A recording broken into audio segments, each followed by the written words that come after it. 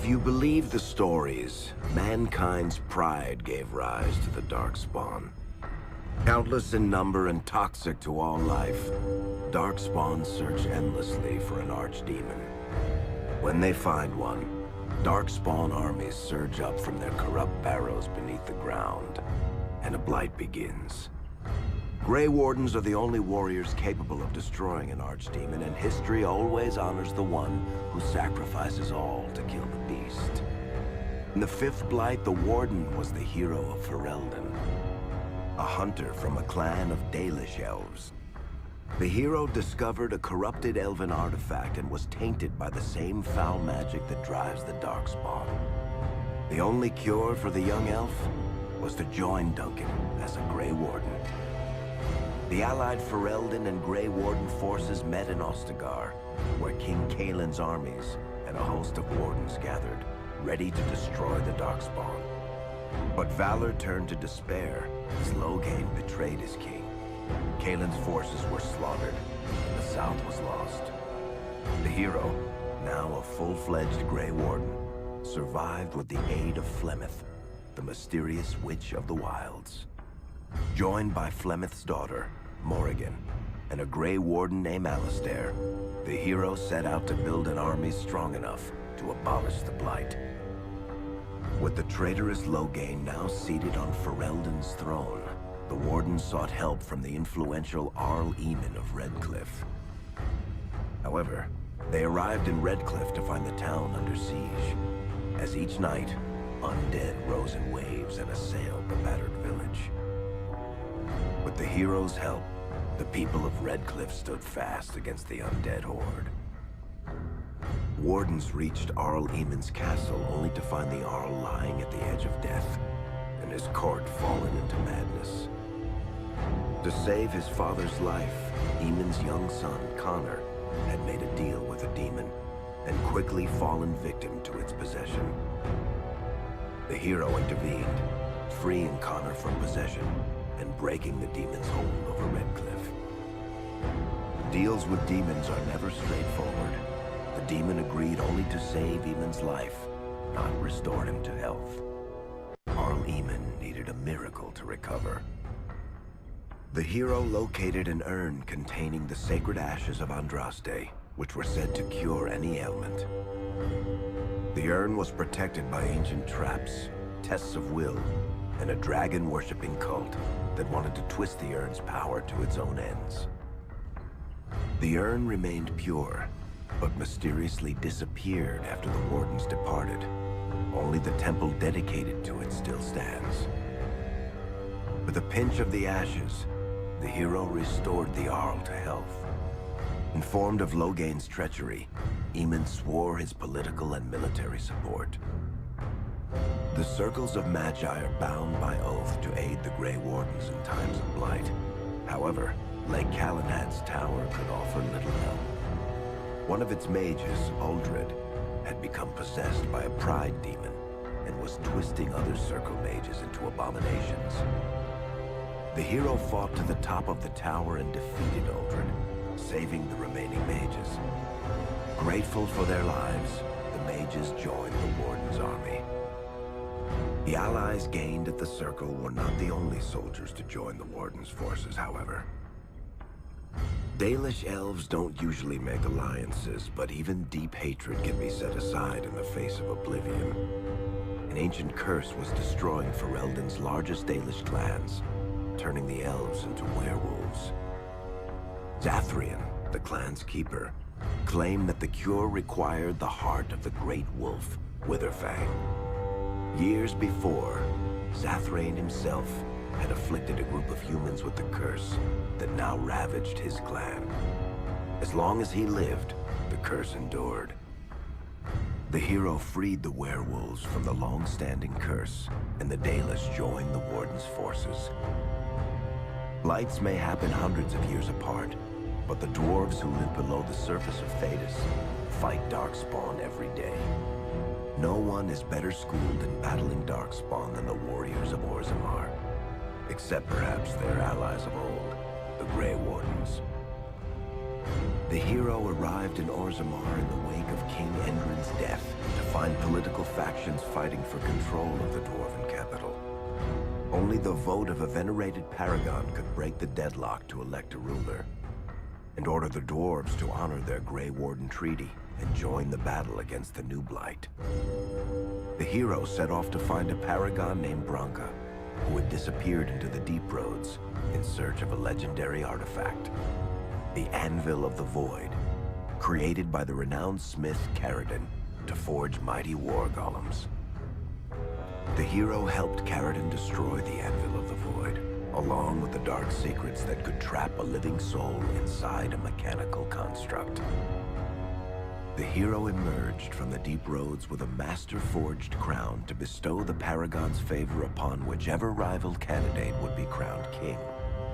Balin, the youngest son of King Endrin, who was suspected of foul play, or Haramont, the aging traditionalist backed by the Dwarven Assembly. Balin followed his father to the throne.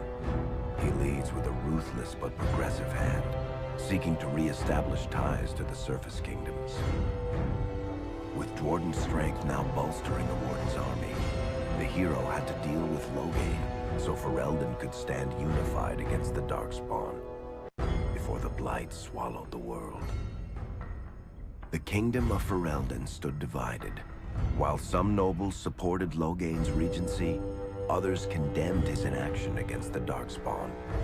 Civil war brewed, and Arl Eamon called a landsmeet in hopes of curtailing the conflict and removing Loghain from the throne. Loghain was found guilty of treason, and the hero carried out his execution in Denerim's palace. As the Warden's united army massed in Redcliffe, the Darkspawn overran Denerim, laying siege to Ferelden's capital city. The hero's army fought valiantly through Denerim and broke the Darkspawn's siege.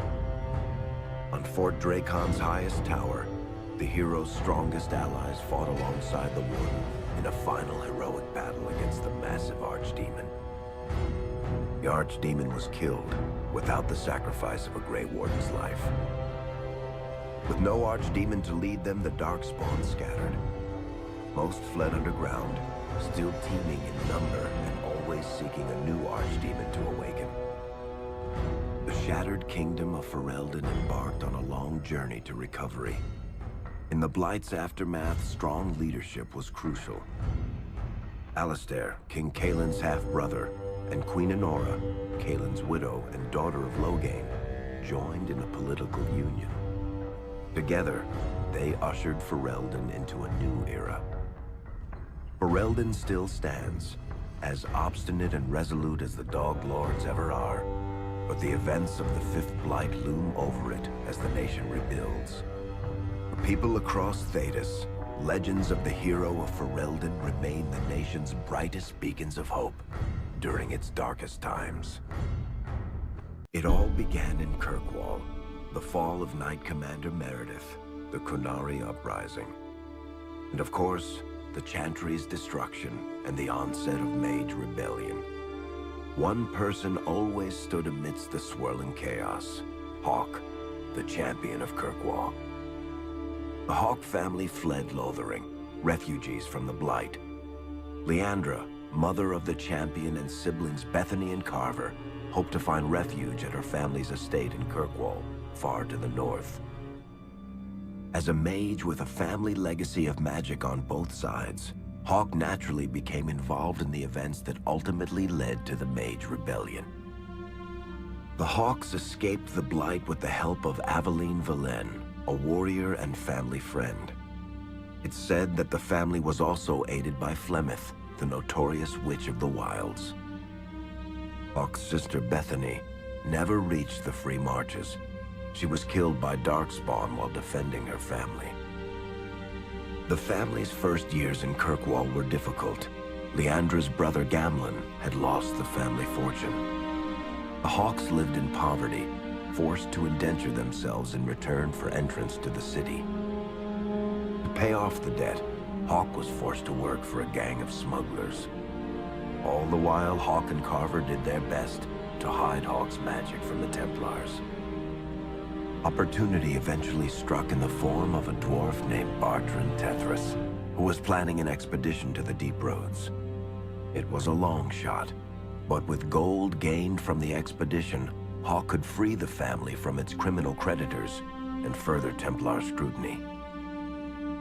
Hawke met a rogue Grey Warden named Anders, who possessed detailed maps of the Deep Roads. These maps were crucial to the expedition's success. Once Hawke obtained them, everything else fell quickly into place. Carver joined Hawke on the expedition. The siblings found ancient dwarven treasure and a statuette formed from a strange red lyrium. Carver fell victim to the blight that suffuses the Deep Roads, but Anders led him to a group of Grey Wardens who were able to save his life. The gold Hawke recovered from the Deep Roads brought back Leandra's stately childhood home in Hightown. The Hawkes had barely settled into their new home when Leandra was murdered, a deeply sinister and twisted killing. Hawke hunted down Quentin, the blood mage responsible, but could not prevent Leandra's death. Leandra's tragic death was part of a critical problem facing Kirkwall. Rising tension between the city's mages, who felt increasingly oppressed, and Templars, who grew increasingly suspicious of their activities. Adding to the strain, a large contingent of Qunari had also established themselves in Kirkwall, much to the growing discomfort of the city's rulers. After their dreadnought was shipwrecked many years before, a group of stranded Qunari were allowed to remain in a cordoned-off area in Lowtown. As time passed, the Qunari made no effort to return home, and offered no explanation about why they remained. Tensions rose to a breaking point. Revered Mother Patrice, convinced the Qunari were a threat to the Chantry's faith, incited violence between the Qunari and the Kirkwall populace. Hawke knew that Patrice would bring about unnecessary conflict. Though the champion tried to stop her, Patrice orchestrated the murder of Seamus Dumar, a Viscount's son and a recent convert to the Qun. When her crime was discovered, a Qunari assassin killed her. After Seamus was murdered, the Arishok of the Qunari group lost patience with the humans of Kirkwall. They would now submit to the Qun or die. The Qunari struck hard and fast. They took the palace in Hightown and beheaded the Viscount to immediately quash any resistance. Aided by Knight Commander Meredith and First Enchanter Orsino, Hawke reached the palace and stood toe-to-toe with the fearsome Qunari leader.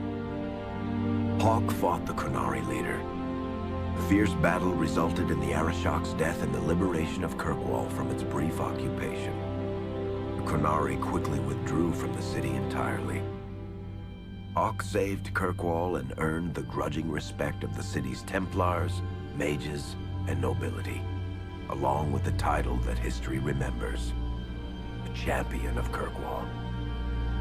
Kirkwall's problems were still not over, however. After Viscount Dumar's death, Knight Commander Meredith took power and blocked all attempts to appoint a new Viscount. Under Meredith's command, the Templars tightened their grip on the mages, planning to suppress what Meredith saw as a growing rebellion.